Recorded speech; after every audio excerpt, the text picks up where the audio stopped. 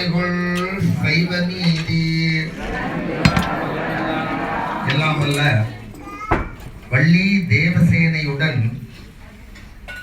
அமர்ந்திருந்து அருளாட்சி செய்து கொண்டிருக்கின்ற சிவசுப்பிரமணிய பெருமானுடைய திருப்பொற்பாத கமலங்களை என்னுடைய செஞ்சுமையில் நிறுத்தி இறைவனுடைய ஆலயத்திலே இன்றைய தினம் மகோத்சவம் 2ஆம் நாள் மதியம் உங்களுக்கு இந்த தீர்த்தம் அருந்துவது எப்படி என்று சொல்லி இருந்தேன். அப்போது என்னுடைய உறவுகளும் என்னுடைய நண்பர்களும் என்னுடைய குழாம்களும் கூட கேட்டன, அண்ணன் சூடா தீர்த்தே ஈரத்தை கொடுத்தா வேறு என்ன குடிக்கிறது. அந்த நேரத்துல கையை இப்படி பிடிக்கலாமா என்னத்தை யோசிக்க முடியும் என்று உடனே நான் சொன்னேன், டீ குடிக்கிறதுக்கு இருக்கிற கப்பில தான் நாங்க டீ குடிக்க முடியும். உங்களுக்கே தெரியும், ஐஸ்கிரீம் குடிக்கிற கப்பில நாங்க டீ குடிக்க முடியாது. எனவே இதற்கு உதாரணம் சொல்லவில்லை. ஏனென்றால் ஒரு சிறிதை கொண்டு வந்து பெரிதுக்கு நாம் உதாரணம் காட்ட விரும்பவில்லை. அடியவர்களே, இன்றைய தினம் தீர்த்தம் எப்படி குடிப்பது, தீர்த்தம் எப்படி வாங்குவது என்பதை தெளிவுறுத்தி விட்டேன். அந்த சந்தோஷத்தோடு நீங்கள் அனைவரும் தர்பை வாங்கி அணிந்து கொள்ளுகின்றீர்கள். இந்த தர்பை என்பது என்ன, ஏன் இந்த தர்பையை நாங்கள் அணிய வேண்டும் என்பது பற்றியெல்லாம் நான் உங்களுக்கு சொல்ல வேண்டும். ஏனென்றால் இந்த தர்பை என்பது சிறந்த மின்கடத்தி. அந்த உண்மையிலேயே உலகத்திலே எல்லா உலகத்திலும் இலத்திரனை மின்னை கடத்துகின்ற சிறந்த சாதனம் என்ன தெரியுமா? எது? மின்னை.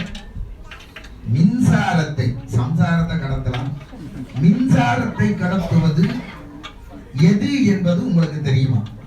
சிறந்த மின்கடத்தி மனிதன் தானா மிகச்சிறந்த மின்கடத்தி. உண்மையிலேயே மனிதனை போல சிறந்த மின்கடத்தி எதுவுமே கிடையாது என்று சொல்லுகிறார்கள். அதைவிட இன்னும் 2 மடங்கு மின்னை கடத்தக்கூடியது எது என்று கேட்டால் இந்த தர்பை. ஆராய்ச்சியிலே கூட சொல்லி இருக்கிறார்கள்.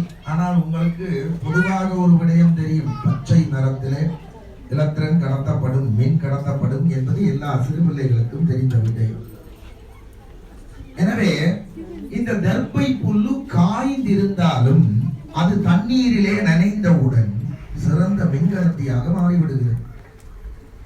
அது அதனுடைய தன்மை. அது மட்டுமல்லாமல் இந்த தர்பைக்குள்ளே ஆக்சிஜன் கூட இருக்கின்றது. அதனால்தான் தர்பையை கொண்டு போய் நாங்கள் நீங்க பார்க்கத்தக்கனையாக குண்டத்துக்குள்ள கொண்ட வச்சோட பக்கண்டு எரியுது. எரிபற்றி நிலை, அதை பற்றி கொள்ளுகின்ற தன்மை கூடவாக இருப்பதற்குரிய காரணம் தர்பையிலே ஆக்சிஜன் கூட இருக்கிறது, உயிர் வாயு கூட இருக்கிறது, பிராணவாயு கூட இருக்கிறது. எனவே அப்படிப்பட்ட பிராணவாயு கூடிய அந்த தர்பையை 2 எடுக்கின்றோம் நாங்கள், 1 அல்ல. 2 தர்பையை ஒன்றன் மேல் ஒன்றாக சேர்த்து சிவம் சக்தி, அதை பிரம்ம கிரந்தி என்று சொல்லப்படுகின்ற ஒரு வித்தியாசமான முடிச்சு. உங்களுக்கு முடிச்சு வகையெல்லாம் தெரியுமோ தெரியாது. எத்தனையோ முடிச்சு வகைகள் இருக்கின்றன.